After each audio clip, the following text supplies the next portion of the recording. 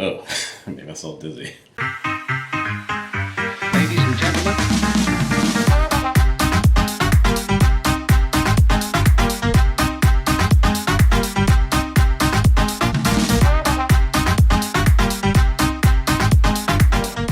Hey, what's going on everybody? It's your boy Will and welcome back to another retro review here on the channel. It is the holiday season and I figured I'd take a look at a holiday classic.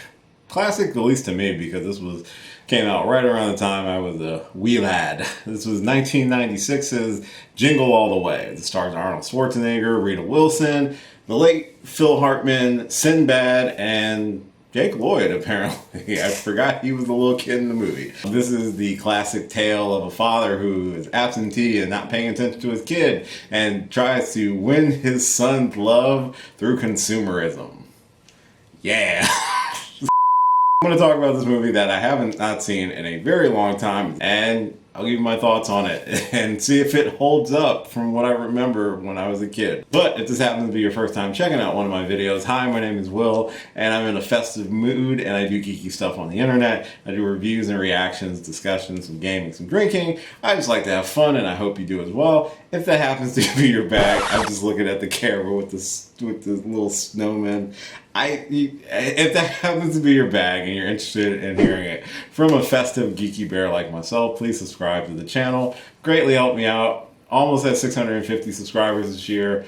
We've got a few days and we got 10 more to go. So subscribe if you really enjoy it. To note, we tried to find a Santa hat, but the Santa hats that the hubby found are kind of small for my big head, but he was smart enough to get me these little things.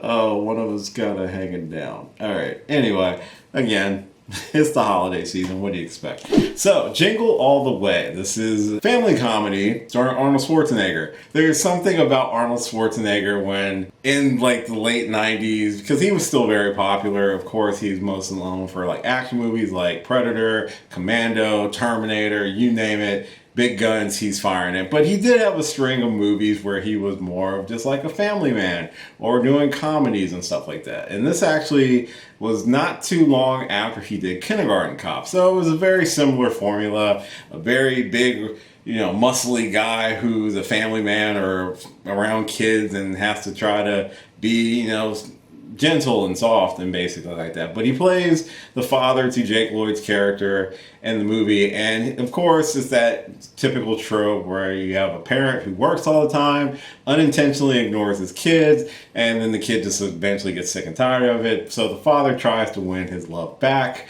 by getting him the hottest toy of the year, which is Turbo Man. You can tell this movie was completely made for Arnold Schwarzenegger to fit in that goddamn suit. He goes through great lengths in the movie to try to secure this action figure, at the same time having to go up against Sinbad, who's another father who is very absentee, trying to also obtain his kids' love by getting them one of the hottest toys of the year. So it just becomes a slapstick comedy at that point. And I want to say this is probably around the time like Tickle Me Elmo or Furby or whatever year that one of those toys was the hottest thing around and every kid have to have one. I remember this movie a lot differently. I was already in my head and like, oh yeah, this kid was probably spoiled and really wanted it. Like, no. He was just a bad father. The kid and the mom do absolutely nothing wrong in this movie. The kid's excited to potentially get the toy, like most kids are on Christmas. His father's just not paying attention. And it's the journey of the dad trying to discover the real meaning of like what it means to be a dad or to be there for his family and not make a bunch of promises that you can't keep. And that's the main crux of the movie. The comedy with trying to hunt down Turbo Man. It is bonkers because a lot of the stuff that he does in the movie to try to obtain Turbo Man, most people should have been arrested multiple times over. Even Sinbad's character, who is completely over the top in this movie for good reason, like literally is a postman and threatens most of the police officers in the movie with a bomb because he's really trying to get Turbo Man. It's like, it's not even that good of an action figure, but it's so crazy. But it is cute, albeit super crazy. I did enjoy the movie, and it does hold up to be a very cute movie. Like, I watched it with the hubby. He thought it was very cute and very wholesome, and it actually is. You can tell, I forget everyone's name in the movie, so don't ask me. I think his name's Harry, or that might have been his character in True Lies, which is another movie I need to revisit after a while. But he tries.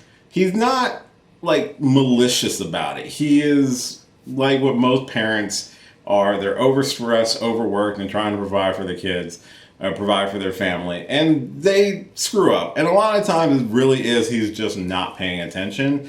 And that's just one of the things that I think the movie does well, through all of the craziness, really does hone in on the fact of, like, the important thing is keeping your promises to your kid and to your wife, and also being there for those important moments. Like being there for the kid at the parade. Granted, you're dressed up as his favorite superhero, which the special effects team just happened to make a working super suit at this point. It was cute. Nonetheless, I actually did really enjoy it. There was a few scenes where I'm just like, you're going to jail. You do realize that, right? Between assaulting a child to try to get a lottery ticket number, to multiple acts of vandalism and of assault on not only a record agent, but police officers. And at the end of the movie, when they're both dressed up as Turbo Man and his villain, this is Arnold Schwarzenegger and Sinbad's characters, they're going at it and literally almost gets this kid killed because he's hanging off the scaffolding,